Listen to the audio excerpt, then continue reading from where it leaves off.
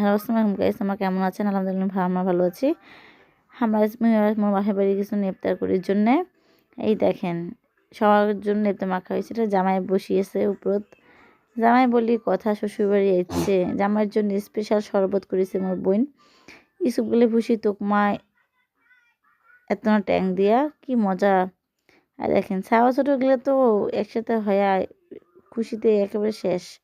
মুইও এত না মিশা ইফতারি নিয়ে হানে, মুইও এত না আমার ইফতারিটা তো মাখি নিনু। সময় বেশি নাই, হয়ে গেছে।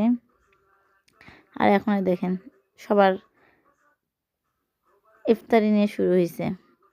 ফারিস্তা আর জোহার, এই দেখেন এমা কি কাণ্ড কাহিনী, কি খুশি। ফারিস্তা যারা জোহাকে পাইলে এত খুশি হয়ে যায়, মাকেও আর চেনে না।